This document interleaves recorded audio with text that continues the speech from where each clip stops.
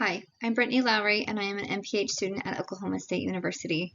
The purpose of this presentation is to discuss the 2018 Ebola outbreak originating in the Bikoro region of the Democratic Republic. On May 8, 2018, after 2 confirmed cases, the government of the Democratic Republic of Congo declared an outbreak of Ebola virus originating in the Bikoro region of the Equatorial Province. Bikoro sits closely to neighboring Republic of Congo and is an area of frequent trade and migration. These practices make easy spread of the disease into other regions. It would be 42 long days, 54 cases, and 33 deaths before the disease would be contained. The outbreak was declared to end on July 24, 2018. Ebola virus is derived from the family of filoviruses, which are single non-segmented negative strand RNA with lipid envelope.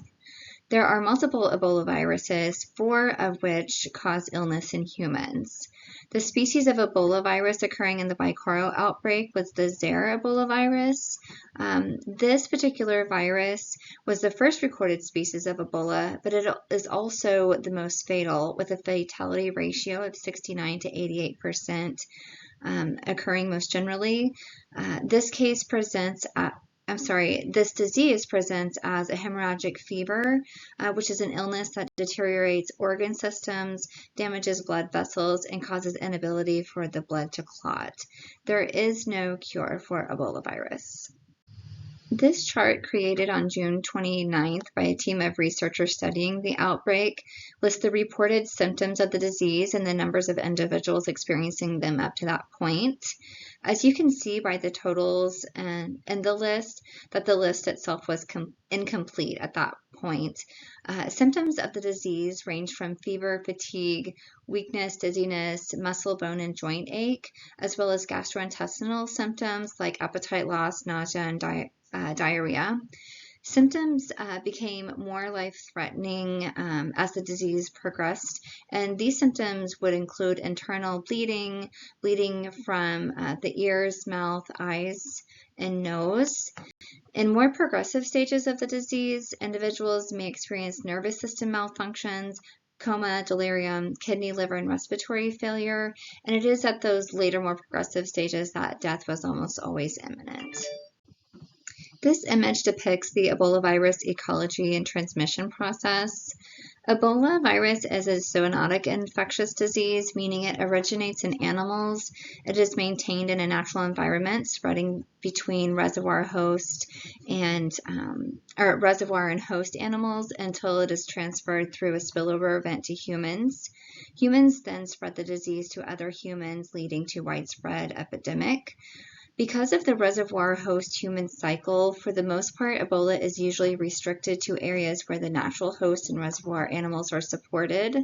Because, however, Ebola is transmissible between humans, there is a significant possibility of the disease spreading to regions that are void of the host and reservoir animals.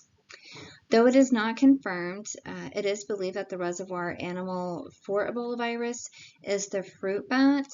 These bats infect vector animals such as monkeys, apes, antelopes, etc., the animals that humans would typically hunt and harvest. And in that transmission, those animals would then pass the disease on to humans. This could again happen through hunting and preparation of infected animal meats. Once humans are infected with the disease, it is easily transmitted between them through close contact of another infected individual's blood or body fluid or respiratory droplet.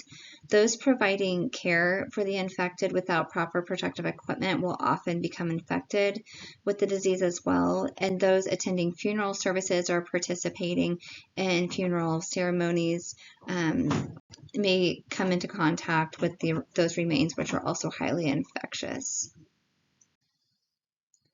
Looking at the risk factors, factors like population growth, forest encroachment, and interaction with wildlife, including bushmeat harvest and consumption, all contribute to the occurrence of Ebola virus. Human behavioral risk factors for Ebola, however, include funeral ceremony participation, traveling outside of the home or village, previous hospitalization, visiting a traditional healer, and direct contact with animals or raw meat. And as you can see from this chart, that many of those that were infected in this particular outbreak did participate in those behaviors. And examples are of the confirmed cases, 71% of those did have contact with other confirmed or probable cases, as well as 58% of the confirmed cases did participate in ritual ceremony or funeral ceremonies. And again, the list goes on. Traveling outside of the home or village, 41% of the confirmed cases did participate in those.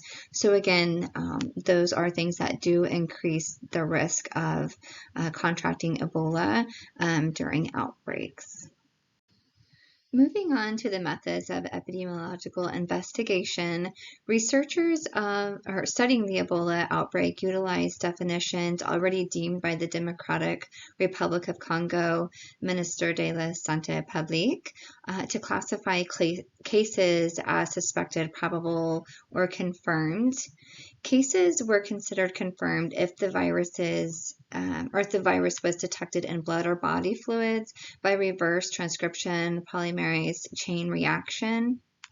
And the team of researchers also investigated all reported, suspected, probable, and confirmed cases to determine any exposures to humans or animals before or after onset of illness, also to identify their demographic characteristics, and to document any information about the symptoms, the date or place of illness onset and or death, and also in the cases where death or recovery had already occurred, the investigation took place retrospectively. Once data was collected, all data were recorded into an electronic database. Again, researchers studying the Ebola outbreak did utilize definitions already deemed by the Democratic Republic of Congo to classify cases as suspected, probable, and confirmed. And touching briefly on those definitions, suspected cases were those cases exhibiting Ebola symptoms or unexplained death, those having fever with a link to suspected or probable or confirmed human or animal cases.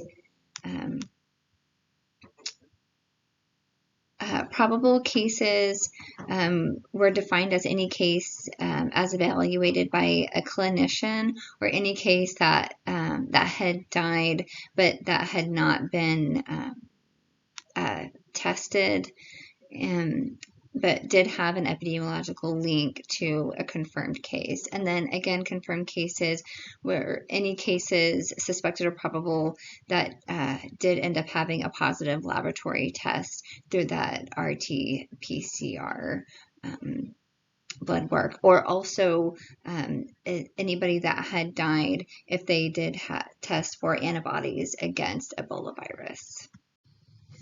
Looking at the Ebola contact definitions, this definition was any person having had contact with a confirmed, probable, or suspected Ebola virus disease. And this could be by sleeping in the same household, having direct physical contact with the person, having shared some type of transportation with them, having touched any of their bodily fluid, or having handled any of their clothing, linens, etc., or having been breastfed by a case. Contact tracing began on May 5th and 6th, a few days before the outbreak had been declared. 1,458 contacts were identified during the case-filled investigation. Once identified, the contact tracers were required to visit all contacts daily for 21 days to monitor for illness onset. During each of these visits, health status of Ebola symptoms and any other information were collected. Looking at the timeline, epidemiologic investigations suggest that the virus existed at least for a month before the initial Bikoro outbreak had occurred or was recorded. Because of this, the initial index case is unknown, but you can see by this timeline that there had been probable cases as early as April 5th. Looking at the spread and impact, the cases originated in the Bikoro region. By May 30th, there had been 21 cases in the Bikoro region. The disease did spread quickly to other regions, and in Aboko, there were a total of 25 cases, 23 confirmed and 2 probable, and then in Wangata, there were 4 confirmed cases as well. And again, these counts were as of May 30th. So this was before the outbreak had been declared to end.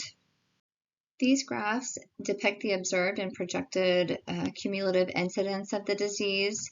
The solid blue line shows the observed cumulative incidence of confirmed cases.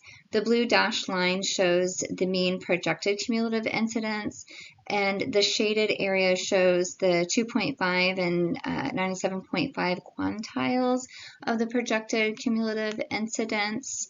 The vertical dotted lines delineate the trusted period, which is the time period between which which we estimated, or the researchers estimated, that the recorded incidence of confirmed cases was at least at 95% complete. And then you can see that that is somewhere between the 15th and June 1st. So you can see that was a little bit incorrect whenever they were making that projection, as the outbreak did not actually end until July.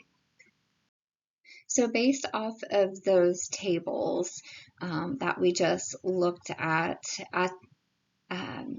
when the outbreak was declared to end on July 24th, there had been 54 total cases, 21 probable, 38 confirmed. That original projection, however, was at a number of 76. So the projected cases was higher than what the actual case rate had reached. As for deaths, the projection was pretty spot on. There were 33 deaths due to the Ebola outbreak, and there were 33 for the original projection. And then the case fatality ratio, the actual fatality ratio ended up being 61, which was a little bit higher than the projected 52%. Looking now at the demographic characteristic of those infected by the Ebola virus, the median age was 40 years old with a range of 8 to 80. 60% of those infected were male. And looking at the occupations of those infected, 28% were farmers, 10% were students, 10% were household workers, 9% were healthcare workers, and 8% were religious leaders. In efforts to contain Ebola outbreaks, control measures include educating the community, community mobilization, infection control, early diagnosis, isolation of confirmed and suspected cases, and then tracing and isolating and monitoring the contact cases of those who had been near those that were infected, and then advising on safe burial practices, and most recently, the use of targeted vaccination. Closing thoughts for this epidemiological investigation of the Ebola virus outbreak in Bikoro.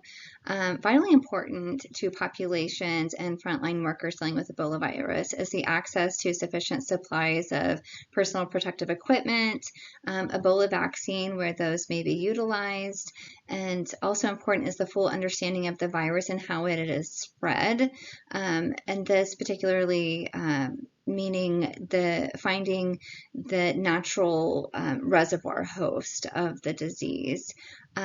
Finally, there needs to be continued education and fast mobilization to prevent prevent and act quickly when it comes to outbreaks. Thank you. Please see all references utilized for this research and investigation of the Ebola virus on the final slides.